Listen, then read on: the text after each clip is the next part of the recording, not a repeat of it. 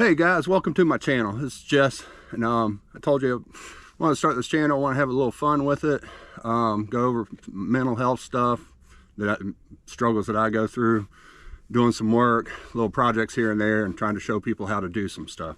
So today, what I got here is some copper pipe, and kind of set up a little thing. So I kind of staged this a little bit, believe it or not. But what I want to do is, I imagine with the cold spell all over the country, a lot of people are probably dealing with frozen pipes. I don't know if anybody knows how to fix copper pipe, but what I'm going to do here is I'm going to do a little tutorial, I guess, on how to fix copper pipes, especially if they're frozen. So hopefully have fun, follow along, and we're going to have a little fun at the end of it, a little bit serious part. So let's go. I'm going to show you how to fix this old pipe here. Thanks guys. I'm going to have to adjust the camera over here too.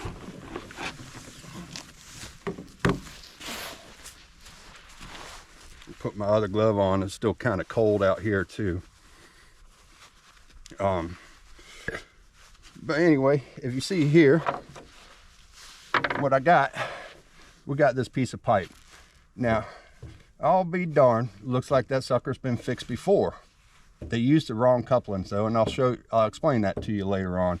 But it looks like this little bit right in here is frozen. At least we're pretending that it is.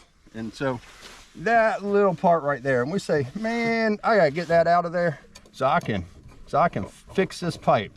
So what you want to do is try to go find a valve somewhere and turn that off, because there's still going to be pressure on the back side of this frozen part.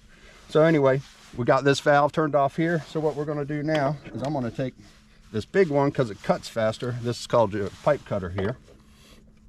And what we're going to do is we're going to put that sucker on the pipe, and it'll go on it just like that. Now what you want to do when you're cutting this pipe, you have a cutting wheel here, and then you have the rollers that guides it around. You always want to go in a clockwise fashion. And if you see the C of the tool here, these are the rollers.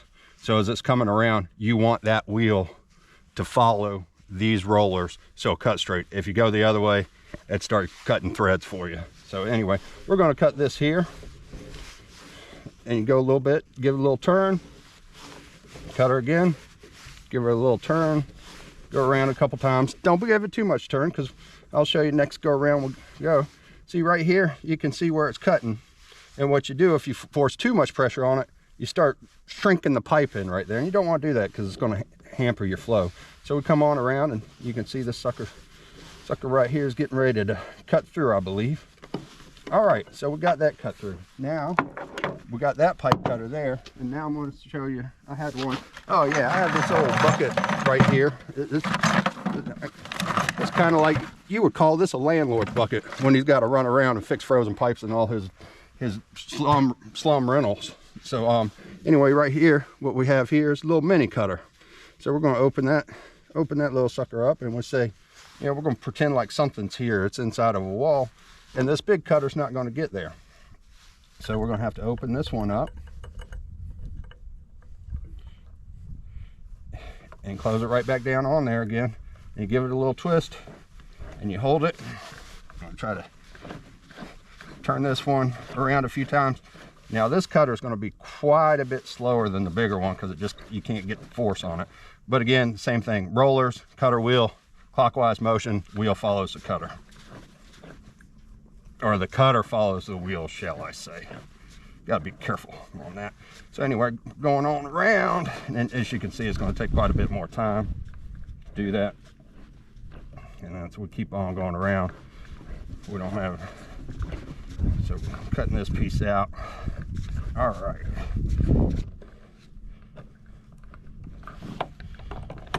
So now we got that old frozen piece cut out.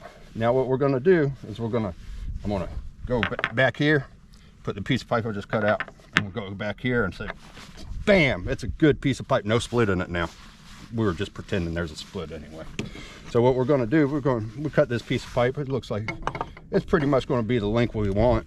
So what we're going to do on the back side of some of these, and I wish I had a better, but it's called a pipe reamer.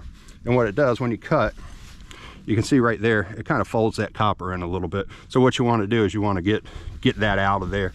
helps with the flow of the water, and it'll keep a pipe from whistling too, believe it or not. So you spin that around a couple times, try to get that knurling down right there. Come around this other side. Want to do that, and they make better ones than these. These are ones that just come on the pipe cutters, and sorry I don't have that one, but this is in a bind, and we've just got the old landlord's bucket here. So we're going to go ahead and clean this one out, knurl this, and clean and ream this one out.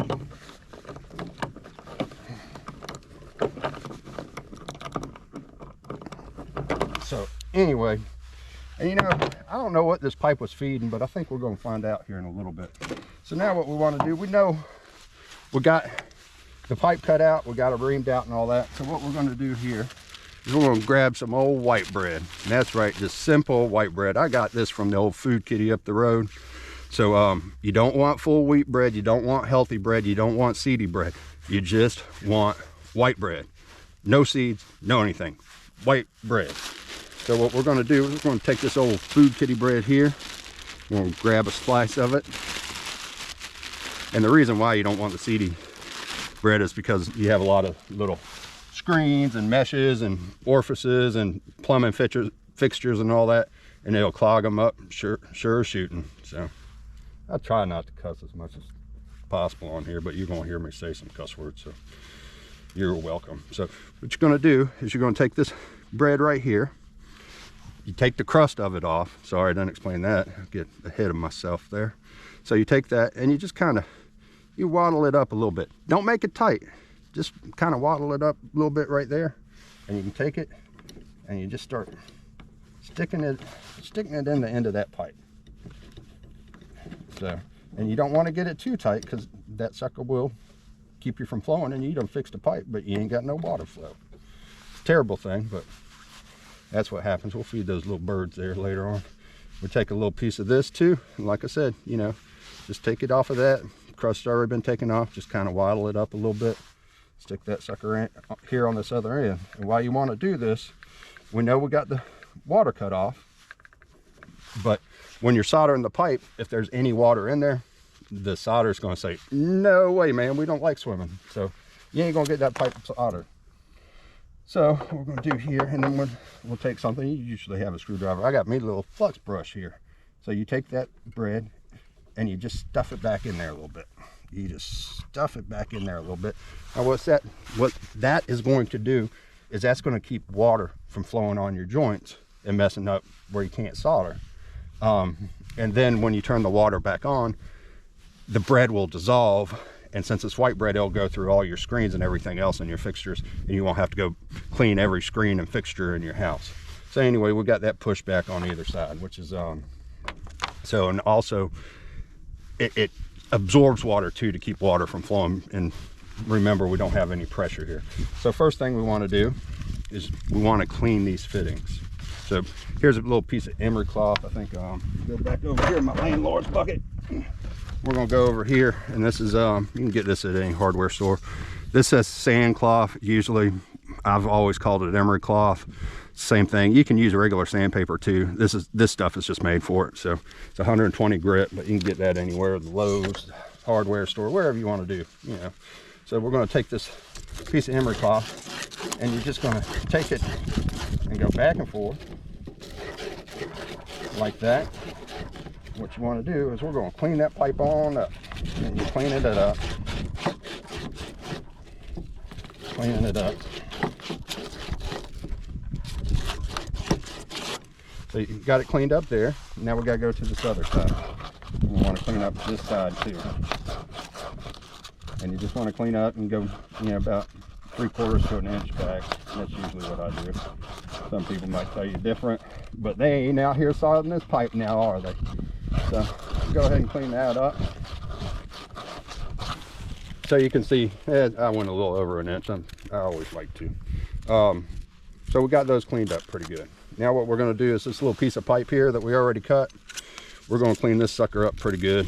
And what we're going to do, we're going to clean that up, and we're going to go about 1.5 inches or so back on this one.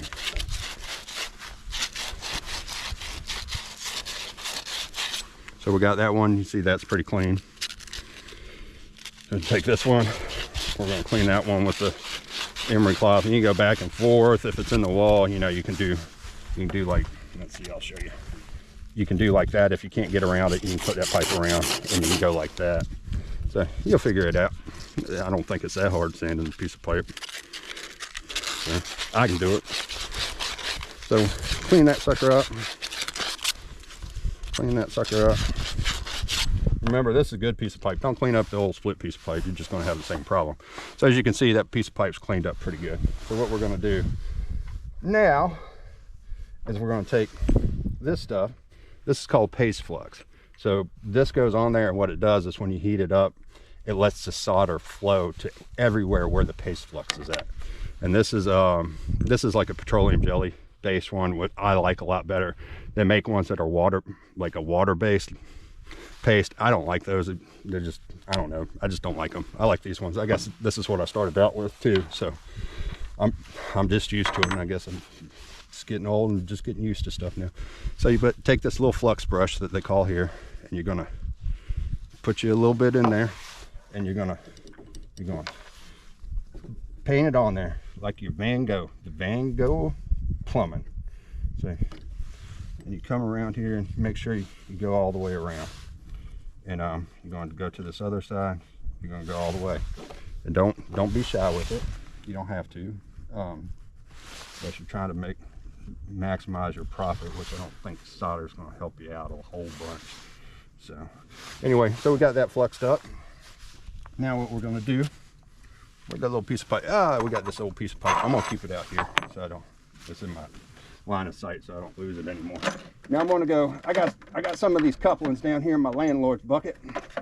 What I'm going to do here, and I'm going to show you the difference between the two of them. So they make two different types of couplings here. And I'm going to put, I need two of these couplings here. So this one is called, right here, it's called a repair coupling. And I'll show you why a repair coupling is good for making repairs. But if you look down the center of it, there's no stop, what you would call a stop in it, to keep it from sliding all the way on the pipe.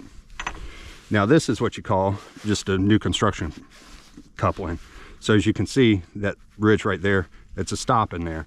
There's a stop in there. So you can only push that so far on the pipe, and that's it. So you don't want to use these because we got to go back into the same space that we cut out with the same size piece of pipe. So trying to do these would be quite the trick. So you want to just get some pipes fixed. You won't do no tricks right now. So what we're going to do, we're going to look at this repair coupling. And now this is what you call a fitting brush. They make them in different sizes. They make different ones too. This is the best one I could find on short notice. But this is 1/2 inch, 3/4 inch fitting brush. It also has cleaning brushes here for the pipe. I've never used them. I just never liked them. I just like an old piece of emery cloth.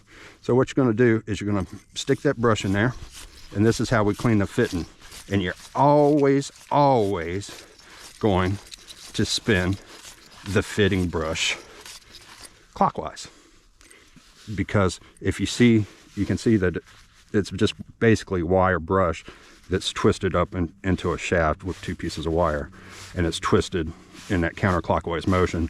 So when you turn it in the clockwise motion, when you clean the fitting, it makes your brush last a lot longer.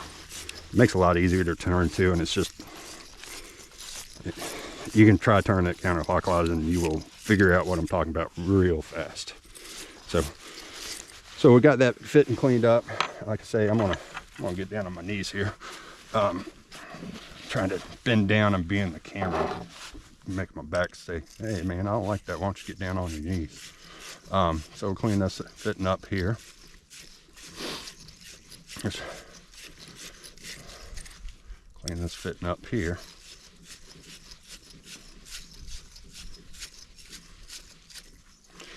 And that, as you can see, it's cleaned up pretty good, but make sure you clean them good. You got to clean them good, because if there's some dirt in there, there's a good chance you could have a leak. So now what we're going to do is we're going to take this paste flux again, and you're going to smear it all around inside of this fitting, just like that. So I'm going to try to keep you in frame. I'm new to this too, so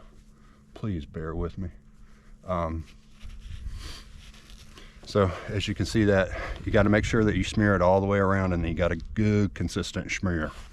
So you're gonna come over here and see these little stickers on here, the little UPC codes.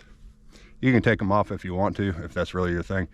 You don't need to, because they're not really, it's not gonna hurt anything while you're doing that. So we're gonna take this, put a little paste flux on it, put your brush around in there, make sure you get a good consistent smear in there. And then you got the, so you see, you got a good consistent smear of paste flux there.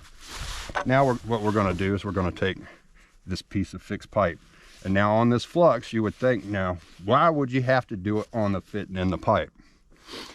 It's because the solder's got to flow on the fitting and on the pipe.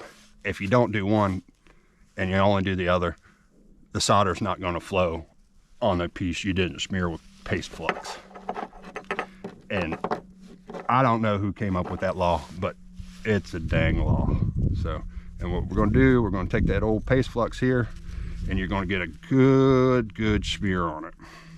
But on this one, since this is a repair piece, you're gonna come back in probably 1.25 inches, 1.5 inches. You're gonna want, because remember we cleaned this one quite a bit more. So you get a good smear there. Come back and get you a little paste flux, and you're gonna get you a good smear here.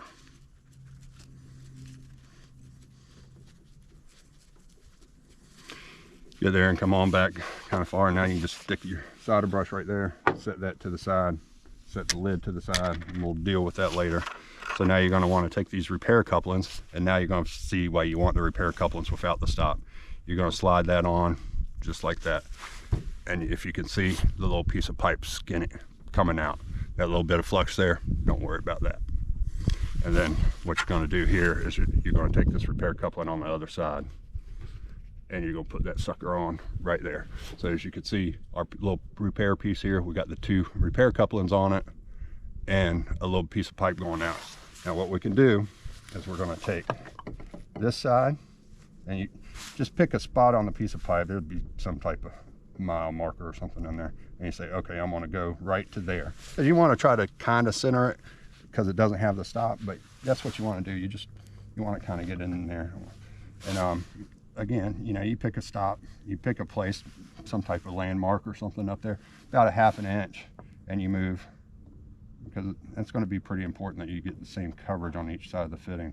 So you come to about right there. Now we got that, so we've slid the couplings in, and we're all good. Now we're ready to make our, well, we are making our repair, but we're ready to solder. Now here, I got a little old push button torch, and you just push the button and it lights it and everything else. You might have one that you got to ignite or something. But this is Map Gas Pro, which is nothing like the old Map Gas, but apparently that factory blew up in Kentucky somewhere, and they don't want us to have Map Gas anymore. And that's kind of sad, because Map Gas was nice stuff and it burned a lot hotter than this Map Gas Pro. Map Gas Pro, I think, is still pretty much old propane, and then mixed in a couple other things with it. But you know, they just didn't want to rebuild the factory, so we don't have Map Gas anymore, bastards. So we're gonna do that, and then I gotta go back in the landlord bucket, or maybe not. What did I do? I know I had some solder in here. Ah, here it is. Yeah, watch out. I'm gonna pretend like it's in the landlord bucket. So this is solder. So they make different types of solder. You want lead-free solder for making these repairs. Lead-free, because what they say, lead in the water ain't so good. So I'm gonna do this. They also make flux core solder. That's for electrical stuff. Don't do that. That's for electrical stuff, and that is probably gonna have some lead in it. But you want lead-free, solid solder. That's why we use the paste flux. So what we're gonna do here, I got a rag blew off the table here. So we're gonna get a rag.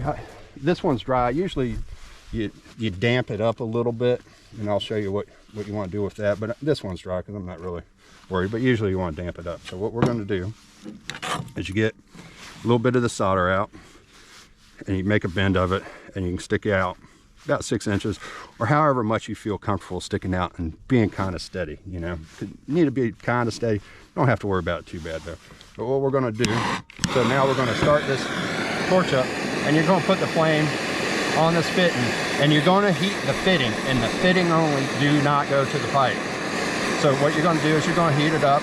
You're going to keep the torch about a 1/2 inch to 3/4 inches away, and when you see it starting to heat up, you hit the solder on the back side of this, and as you can see, that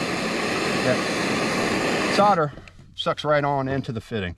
And again, in the paste flux, you don't have to go all the way around the fitting, because the paste flux is going to pull it to where it needs to go. So we're going to clean this one again and again. We're going to 1/2 inch, 3/4 inch away. And I usually, while you're heating it up, I like to go to the back side of the fitting. And so we're going. Why is that one not? So solder that sucker in, and that one was kind of doing funky, but anyway. So we're coming back here, and we're going to do the same thing here. We're going to heat that thing, keep this fitting up, and you heat it up, and you can kind of see it, copper start changing color. And I always like to hit the back side of that fitting, because then you know that flux is going to pull it all the way around that fitting. And we'll come to the other side of the fitting, because the solder is not going to jump that gap in the pipe in there. And I like to come to the back side and just let it flow on in there. Flow on in there. Start around this back side, just like that. And now we got that. So what we do with that rag is you just take it and you go like that, and you wipe her up. Then you just wait for it to dry on up. So anyway, so that's how we do that. But this one did not take very well, and I'm not very happy with it. Yeah, I don't know. Huh. It's just still hot. I gotta wait for it to cool down. So yeah, there we go. Solder's good. So I'm playing with it too hot, and I'm like, because usually it's fast freeze, but so now you can see that's pretty good. Leak free. Should be leak free, but I'm not going to put pressure on it right now because all my hoses are frozen and I couldn't get any water out here. So, but you'll see at the end. I got a little joke. Got a little fun at the end of it. So, all right, now we got that fixed. So I'll just take all your tools and stuff. Fold that old pipe reamer right back in its hole. I'll put this old mini cutter, emery cloth, and then this paste flux. And these brushes are a pain because they have the flux on them now, and you would not believe if they're rolling around in a toolbox in the back of your truck, they will get flux on every one of your tools. And so close up the flux here, and like I say, the brush out. If you can figure out a good way to keep it from getting paste flux on every tool in your toolbox, let me know. But I just have that, and they get dirty, and they're pretty much a one-time use thing. From what I know, you can use them multiple times, but I just never had good luck with them. So anyway, like I say, got the bread done. Give that to the birds. We got this piece, we'll give that to the birds. Close the old bread up. Put that in my old landlord's bucket over here. Got the solder and some tape. Set the torch over here. So what I got going. So, all right, so now you're gonna come on back. You're gonna turn this valve on. And oh man, I'll tell you what, I don't think this valve has been on for a while. I don't know what's going on. See, what's this? It's over top of something. What's this say? Well, I'll be dang. You wouldn't believe it, fella. I'm here in Virginia, but this valve right here is in Tulare County, California. Can you believe that? That's crazy. So I'm going to show you here. So if you see that, I guess you can see that. I'm going to straighten that sucker up a little bit. Tulare County, California. And you can see that valve's right over there. Well, where is this water coming from? What's that? Fresh Canadian mountain water. Well, I wonder what this valve is for in Tulare County, California. That's crazy. Huh. So there's some water there. So we're looking here, and all right, but I think we're good fixed. And so we're now going to turn this sucker on. And oh man, this is a gate valve, so you're going to turn and turn and turn to get it on. And especially these bigger valves like this. So you turn that valve on, it's gate valve, you got to turn it for a while, but then we'll just kind of follow. We want to check, make sure nothing's leaking coming on down the road. Well, this pipe just ends, and where is it? Southern California, Los Angeles. Get out of town, man. Huh? Well, let's see. Oh man, Southern California's on fire. We got to do something. Make sure that valve's open. The valve's open. Oh man, we got to do that. We got, man, to turn the water on. Look, it's gonna put that fire out in Southern California. Man, that's crazy. Man, who would have known that? If you turned on this valve right here in Tulare County, California, the fire goes out. That's crazy. Let's take this valve has a tag on it, so I can help you all out try to find this valve in Tulare County, California. What is this? Well, this is what they call the Nunez valve. You see that there? It's the Nunez valve. So if y'all go to Tulare County, California, you find this here Nunez valve, all your fires are going to go out in Southern California. Believe it or not. Anyway, guys, I told you we're going to have a little bit of fun with this. I'm going to try to get this up here like this. Told you we're going to have a little bit of fun with it, but in all seriousness, my heart really goes out to the people in Southern California. That's a terrible, terrible situation. And I don't know what to say. I can't imagine doing that. I had a house burned down, pretty much lost everything when I was 16 years old. And it's a hard thing to deal with, knowing that you've lost everything. You kind of got to start from, but it helps you refocus your life and refocus on what's really important. And life is very, very important. And my heart goes out to the loss that the people have, but the people that have made it out of there with their lives, I'm glad, you know, and my heart goes out to them. I couldn't imagine having that much destruction. So anyway, like I said, this was, you know, just having a little fun with it. Hopefully, you know, our politicians, as screwed up as they are, you know, guys, I don't know why. Good leadership, from what I've always learned, was from uniting people. And I don't know what this shit's going on with these guys anymore. They just want to build teams and go after each other. Man, we got to get together. We got a lot of problems coming up. Let's get them fixed. Let's unite some people. I'm gonna look for a couple links after this, to hopefully help the people in California. I guess charities is what I'm talking. I'm gonna look for that Chef Jose Andres. I admire that guy and what he's done with things. So I want to put a link to there because I see he's feeding a lot of people out there, and find a couple other links that I can look at to that look like they're decent to give to, so people can get what they need out there. Some shelter, some clothes, what have you, because when your house burns down and everything burns in it, you only got the clothes on your back. And that's a literal statement. I understand that, because when my house burned down, I had a pair of shorts on and my underwear. That was it.